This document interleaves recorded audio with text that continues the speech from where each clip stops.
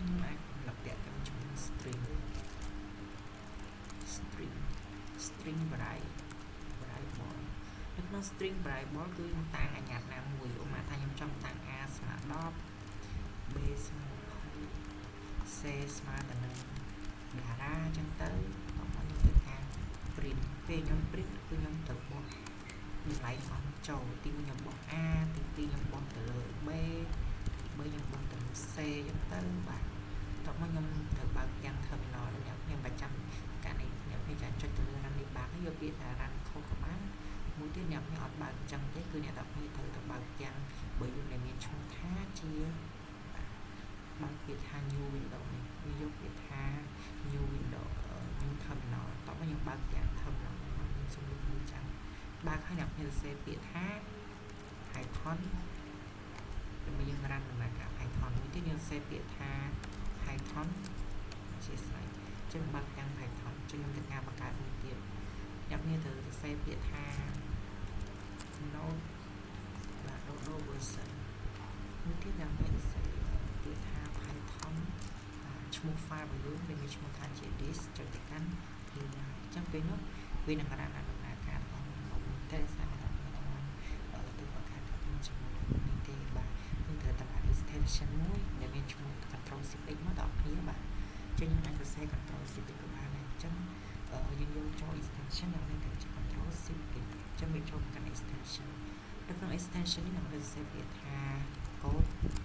បាទ runner តោះខ្ញុំធ្វើការសរសេរ code ហើយយើងធ្វើការបើកទាំង run មួយបន្ទាប់មកយើងធ្វើការ restart វិញអូខេចឹងខ្ញុំទៅបានជួបជោគជ័យខ្ញុំចូលទៅកាន់ disk ដល់ទៅនឹង py វិញវិញចឹងពេលនោះយើងអាចសរសេរពាក្យថា new terminal ទៀតនៅក្នុង new terminal នេះយើងត្រូវសរសេរពាក្យថាជុំវានឹង result ដំណើរការកូដរបស់យើងចឹងយើងសរសេរពាក្យថា Python version តោះមកយើងសរសេរពាក្យថា clear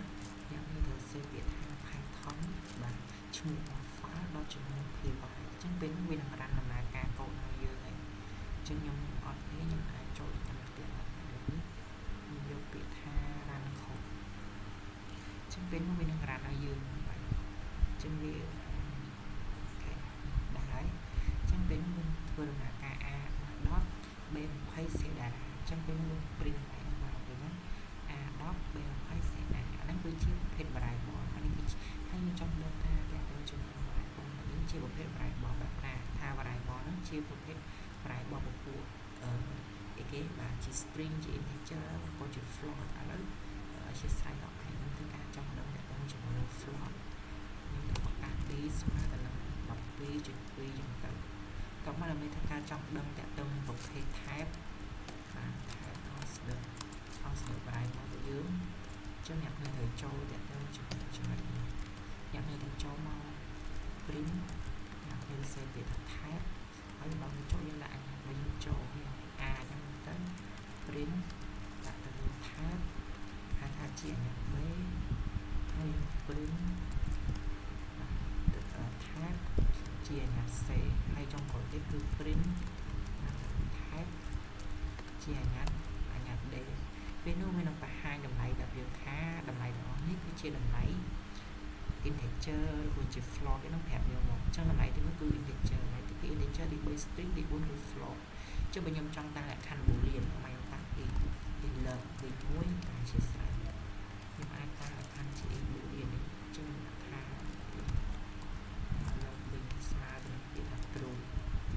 ហ្នឹងបាទអញ្ចឹងពេលនេះខ្ញុំធ្វើការ print តម្លៃនឹងចូលខ្ញុំបោះទី log វិញចូលអញ្ចឹងពេលនេះវានឹង run code ដែលយើងថាម៉េចថាលក្ខខណ្ឌគឺពិតលក្ខខណ្ឌពិតជាងចង់ check វាថាវាជាប្រភេទអីអ្នកគ្នា print ដាក់ type បន្ទាប់មកយើងដាក់បោះ log វិញចូលអញ្ចឹងពេលនោះវានឹង print ដំណើរការថាវាជាលក្ខខណ្ឌ boolean គេញ៉ាំវាមកយើង print ដល់លើមកវាចំណុចបន្តខ្ញុំនឹងទៅនិយាយតាមជាមួយនឹង function អញ្ចឹងយើងចូលដល់ function តើអ្វីទៅគឺជា function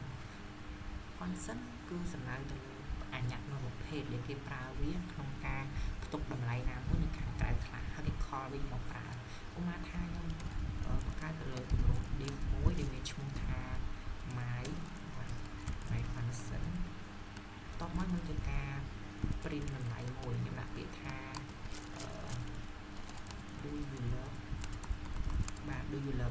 តែអ្នកស្រឡាញ់ខ្ញុំអត់យ៉ា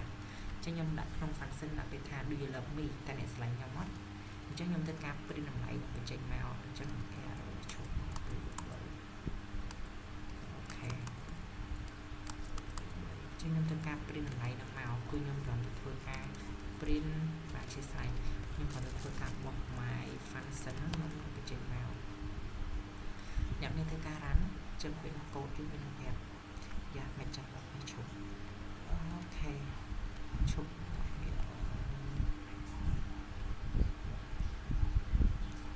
ដោយសារអ្នកខ្ញុំអត់បានកើត print វាចឹងអានេះគឺជា function ចឹងដើម្បីតែការបោះ function អ្នកត្រូវបាត់ print ឬបោះ my function យើងចូលទៅក្នុងប្រអប់ចឹងដើម្បីយើងធ្វើការ print តម្លៃចឹងវានឹងវាប្រាប់ថា function របស់យើងគឺមានឈ្មោះថាជាអូខេបាច់បោះចឹងពេលនោះវានឹងប្រាប់ពាក្យថា do you love me do you love me do you love me ឃើញអត់ print do you love me ទាំងអស់ដោយសារហ្នឹងហើយវាជាអីវាជា function ហ្នឹងសុំមកចឹងពេលនោះវា print ដាក់ថាតម្លៃរបស់យើងដែលមានឈ្មោះថាជានេះបាទ do you love me ឃើញអត់បាទ function គឺមានទូនាទីចឹងអូខេចឹងទាំងអស់នេះគឺជាដំណើរការដែលខ្ញុំនិយាយទៅជាមួយនឹង function និងអាញាចំណុចបន្តយើងនឹងទៅនិយាយទៅជាមួយនឹងបាទ function ដូចគ្នាប៉ុន្តែ function ដែលប្រើ loop ចឹងគេថា function is using to loop ចឹងនៅក្នុង loop គឺបញ្ជាក់មាន1គឺ do while loop for loop និង while loop ចឹងចំណុចនេះខ្ញុំនឹងនិយាយទៅជាមួយនឹង for loop មុនគេចឹងចំណុចនេះខ្ញុំនឹងនិយាយទៅជាមួយនឹង for loop ចឹង for loop ដើម្បីធ្វើការប្រើវាឧបមាថាខ្ញុំចង់ប្រើទៅលើតម្លៃមួយខ្ញុំដាក់ពាក្យថា div ខ្ញុំដាក់ពាក្យថា my function ចឹងមកបន្ទាប់មកខ្ញុំធ្វើការ stop មួយ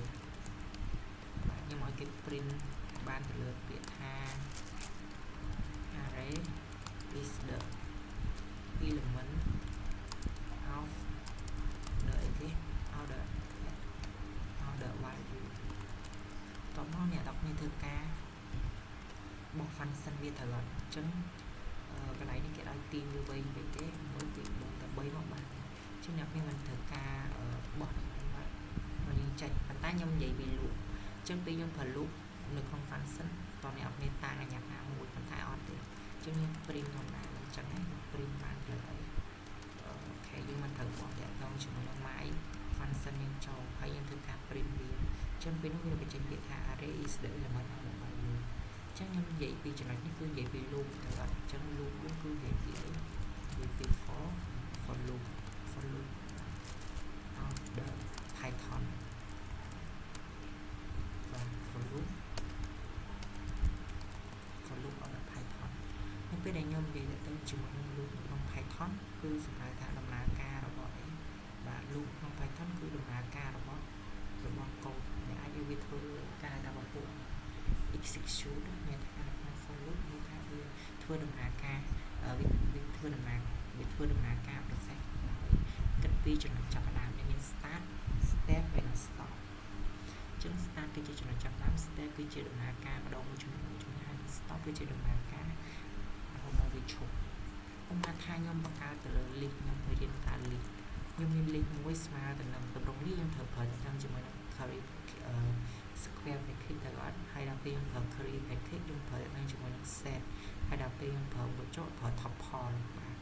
bracket ប្រើ top pol ឧបមាខ្ញុំមាន1 2 3 4 5យ៉ាងតែជាសាយដល់គ្នាបាទសំណុំទៀតឧបមាថាខ្ញុំមានទៅលើ my list មួយបាទ my list ស្មើទៅនឹង1 2 3 4 5យ៉ាងទៅតោះមកខ្ញុំធ្វើការ store តម្លៃវាអញ្ចឹងខ្ញុំ print ធម្មតាគឺខ្ញុំមិនត្រូវបោះ my list ខ្ញុំចូលអញ្ចឹងណាហើយខ្ញុំធ្វើការ print ពេលនោះខ្ញុំចេញបាក់ពាក្យថាជាទម្រង់ top pol របស់យើងដាក់ពាក្យថា1 2 3 4 5អញ្ចឹងទម្រង់ list គឺជា orderមានថាវាអាចតម្រៀបតាមជួរបានហើយទម្រង់នេះគឺវាគឺជាសំដៅទៅការប្រមូលផ្ដុំទិន្នន័យវិធានជា element វិធានមិនថាអ្នកអាចដាក់វាជាលេខដាក់ជា string ឬក៏ដាក់ជាលក្ខខណ្ឌអីក៏យើងអាចដាក់បានដែរខ្ញុំបង្កើតទៅលើ my list មួយទៀតដាក់ពាក្យថា my list 1ស្មើទៅនឹងគេបាទលេខ11ហើយដាក់ពាក្យថា dara រឹកបាទ dara រឹកហើយដាក់ពាក្យថា18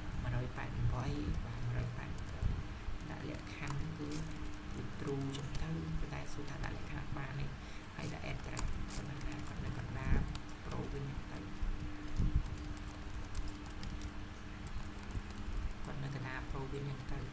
តោះមកយើងធ្វើការ print ចឹងធ្វើការ print យ៉ាងទៅបាទหมายเลข1យើងចូលហ្នឹងមែននេះหมายเลข1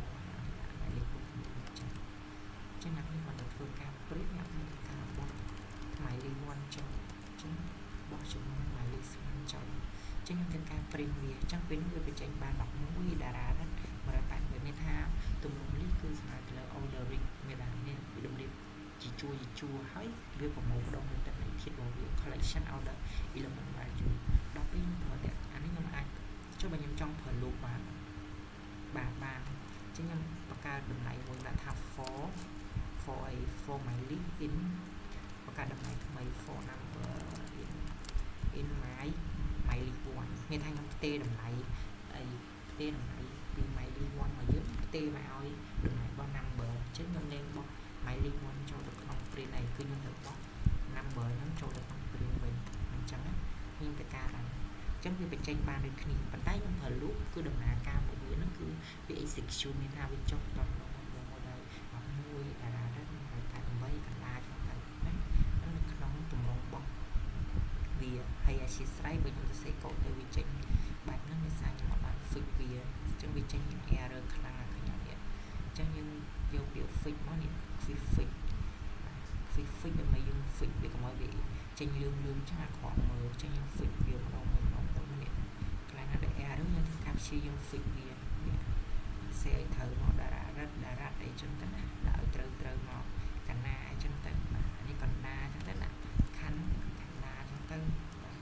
កណ្ណាចឹងទៅឲ្យត្រូវតួអក្សរយើងមកតែយើងនៅខេកតាយើងសេកតាសេឲ្យចំហើយយើងចង់ដាក់នេះដាក់ឲ្យមកវាចេញពណ៌ចឹងមកប៉ុណ្ណឹងមកអ្នកនេះធ្វើការ print ទៅបានហើយចឹងបានឃើញអត់អានេះយើងប្រើ loop នៅក្នុង my list ចឹងខ្ញុំដាក់មកតែក្នុងចំណុចនេះខ្ញុំនិយាយទៅជាមួយ loop pin in in link ហៅថា link method ចំណុចបន្តទៀតខ្ញុំនឹងទៅនិយាយទៅជាមួយនឹងទម្រង់ tuple ចឹងទម្រង់ tuple ទម្រង់ set ចុះ set គឺ is unordered list ចឹងទម្រង់ set គឺហៅថាទម្រង់មិនអាចតម្រៀបបានទេមានថាវាបញ្ឆេះបណ្ដោយទម្រង់ set is unordered list មិនអាចតម្រៀបបានហើយទម្រង់នេះគឺ collection បាទ don ជាស្អី don collection out the element មានន័យថាវាអត់តម្រៀបគ្នាជាប្រមូលផ្ដុំគ្នាទេអញ្ចឹងវា unordered list មានថាវាអត់តម្រៀបវាអត់រៀបជាលំដាប់លំដោយហើយมันអាចប្រមូលផ្ដុំនៅតន័យទៀតហើយគេ using វា by គេ using to by បាទ using by គេ using វាដោយសញ្ញាset គឺគេប្រើសញ្ញានេះបាទហៅថាសញ្ញា curly bracket ចឹងគេដាក់ value នៅក្នុង curly bracket ចឹងដាក់មកថាខ្ញុំបង្កើតទៅលើ my set ស្មើទៅនឹងបាទទី1គឺ1 2 3 4 5បាទចឹងទៅបន្តមកខ្ញុំធ្វើការបោះវាដូចគ្នាចឹងខ្ញុំធ្វើការបោះវាបាទតោះខ្ញុំធ្វើការបោះវាដូចគ្នាដល់គ្នាអញ្ចឹងខ្ញុំធ្វើការ print បើកាលណាខ្ញុំ print ធម្មតាខ្ញុំ print my set ចឹងចូលមកបានដូចគ្នានេះវាតម្រៀបមកវិញ1 2 3 4 5យ៉ាងមកប៉ុន្តែអ្នកមានចង់តែខ្ញុំជាមួយនឹងអាចដាក់ជា string អីច្បាស់ដូចគ្នាឥឡូវខ្ញុំបង្កើតទៅលើ my set 1ស្មើនឹង1 12ឈ្មោះថាធីយើងទៅហើយ fix វាអញ្ចឹងចូលមកកាន់ធីយើង fix វាហើយយើងដាក់តើតើជាមួយនឹងនៅណាគាត់នៅណាតា province ហ្នឹងទៅឬគាត់នៅណាគាត់នៅតាកែវចឹងទៅហើយអ្នកមានតែការ fix វាមកតាកែវឲ្យ fix វាហើយប៉ុណ្្នឹងហើយអ្នកមានតែការបោះបានគ្នាអញ្ចឹងខ្ញុំ print ខ្ញុំបោះតើតើជាមួយនឹង my set 1ចឹងខ្ញុំធ្វើការរ៉ាំអញ្ចឹងពេលនោះវាបានបាទពីទី1វាអត់តម្រៀបគ្នាមានតែវាតម្រៀបបញ្ឆេះទៅវាពីប្រធីតាកែវហើយបណ្ដាទី12តាខូចវាអត់តម្រៀបថាទម្រង់ set វា unordered list មិនអាចតម្រៀបបានទេហើយព្រោះវាមិនអាច collection order element value មិនអាចតម្រៀបវាហើយគេ using សញ្ញានេះហ្នឹងយើងហៅវាថាជាសញ្ញាអីដល់នេះអត់ដឹងណាបាទហៅថា curly បាទ curry bracket ចឹងទៅថា curry bracket ដល់ពេលអានេះយើងហៅវាថាជាសញ្ញាអីអានេះយើងហៅវាថាជាសញ្ញាអានេះខ្ញុំដាក់ list សិនតា list is order list មានថាវា collection of the element ទៅ collection of the element using by សញ្ញាអីគេបាទហ្នឹងគេហៅថា square បាទ bracket using by square bracket អូខេប៉ុណ្ណឹងមកអ្នកគ្នាធ្វើការប្រើ loop ក៏បានដែរអញ្ចឹងខ្ញុំចង់ប្រើ loop ក៏បានអញ្ចឹងយើងបង្កើតតម្លៃថ្មីមកថា for អីគេ for n in my set 1អញ្ចឹងខ្ញុំផ្ទេរមានថាខ្ញុំចង់ផ្ទេរ my set 1ឲ្យ n អញ្ចឹងពេលខ្ញុំ print ខ្ញុំគ្រាន់តែធ្វើការបក n ចូលមកមានអីទៅបញ្ហាណាខ្ញុំបានឲ្យគ្នាប៉ុន្តែវាចូលបន្ទាត់អត់ដូចយើងឡើងដល់ទេហើយចំណុចចុងក្រោយខ្ញុំនិយាយទៅជាមួយ dictionary មួយទៀតគឺទម្រង់តាក់ទងជាមួយនឹងទម្រង់ tuple ទម្រង់ tuple គឺយើងត្រូវប្រើជាបាទសញ្ញា bracket tuple អញ្ចឹងចំណុចបន្ទាប់ខ្ញុំនិយាយពី tuple គឺសំដៅទៅលើ is បាទអីគេបាទ tuple is order list មានថាវាអាចប្រមូលផ្ដុំគ្នាបានហើយវា collection of the element out value អញ្ចឹងអាទម្រង់ tuple វាជាទម្រង់អាចតម្រៀបបានជាជួរហើយអាចប្រមូលផ្ដុំបានច្រើន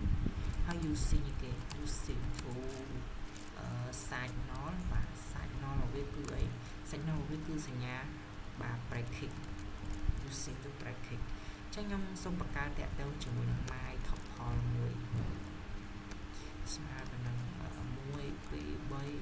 5អញ្ចឹងទៅខ្ញុំ print ទៅលើ my tuple ចូលអញ្ចឹងបើខ្ញុំ print ពេលនោះវាចេញជាទម្រង់នឹងមកឲ្យនេះ my tuple វា order list មានថាវាតម្រៀបជាលំដាប់អត់ដូចទៅនឹង list ដែរតែបើពេល set អត់ទេមានថាវាបញ្ជាក់តាមហ្នឹងគឺប្រើសញ្ញា curly bracket អញ្ចឹងគេចាំ3ចំណុចនៅក្នុង list យើងប្រើ square bracket នៅក្នុង set គឺយើងត្រូវប្រើ curly bracket ហើយនៅក្នុង tuple យើងត្រូវប្រើសញ្ញា bracket សួរថាលោកគ្រូខ្ញុំចង់ប្រើលំដាប់ដូចមិនបានអត់មាន string មិនបានអត់បានដូចគ្នាអញ្ចឹងខ្ញុំសូមបង្កើតទៅលើ my tuple 1ស្មើទៅនឹងអីស្មើទៅនឹងលេខ11ស្មើទៅនឹងពាក្យថា pol ចឹងមកហើយខ្ញុំ fix គាត់ទាំងអស់ fix ហើយយើងអាចដាក់ទៅលើកណ្ដាលអញ្ចឹងទៅកណ្ដាល provin គាត់នៅខាងកណ្ដាលចាបាទណា provin តោះមកខ្ញុំប្រើ loop អញ្ចឹង loop ដូចគ្នាខ្ញុំតាំងតាប្រសិនបើ str in អី str in my tuple មានថាខ្ញុំផ្ទេរតម្លៃបាទមានថាចំណុចកន្លែងហ្នឹងខ្ញុំផ្ទេរតម្លៃពីកន្លែង my tuple ផ្ទេរមកឲ្យផ្ទេរមកឲ្យ str អញ្ចឹងពេលខ្ញុំ print ខ្ញុំគាត់ទៅបោះ str ចូលមកបានអញ្ចឹងវានឹងបញ្ចេញមកពី11ផលកណ្ដាល provin វាលៀបដាក់ដោយអញ្ចឹងវីដេអូរបស់យើងថ្ងៃហ្នឹងមានតែប៉ុណ្្នឹងបាទខ្ញុំ say thank you បាទ for everyone បាទ thank you for everyone to បាទ appreciate បាទ to offer spending to បាទ spending to listening me take this video បាទអញ្ចឹងដាក់ថា I will បាទ share more I will share more video about a lesson យ៉ាចឹងខ្ញុំចែកលេខវីដេអូមានច្រើនទៅបន្ថែមទៀតណាអញ្ចឹងវីដេអូរបស់យើងថ្ងៃនេះមានតែប៉ុណ្្នឹងសម្រាប់ការរៀន Python programming ហ្នឹងហើយអរគុណច្រើនសម្រាប់ការទស្សនាវីដេអូណាអញ្ចឹងយើងជួបគ្នានៅពេលក្រោយទៀតដើម្បីយើងធ្វើការរៀន Python មួយបន្តទៀតអញ្ចឹងថ្ងៃនេះយើងមានតែវីដេអូប៉ុណ្្នឹងសម្រាប់ការរៀន Python របស់យើងណាបងប្អូនអញ្ចឹងថ្ងៃនេះយើងរៀនតែប៉ុណ្្នឹងទេ Python អញ្ចឹងអ្នកនេះចង់ព្រីប្រូមិនអ្នកនេះធ្វើការចុចសញ្ញាបូកប្រូអញ្ចឹងយើងព្រីប្រូអក្សរតូចធំតាមនឹងដែរអញ្ចឹងវីដេអូរបស់យើងថ្ងៃនេះមានតែប៉ុណ្្នឹងសម្រាប់ការរៀន Python របស់ខ្ញុំអញ្ចឹងជួបគ្នានៅវីដេអូក្រោយតាមពេលវេលាដល់មកដែរសូមអរគុណនិងសូមជម្រាបលា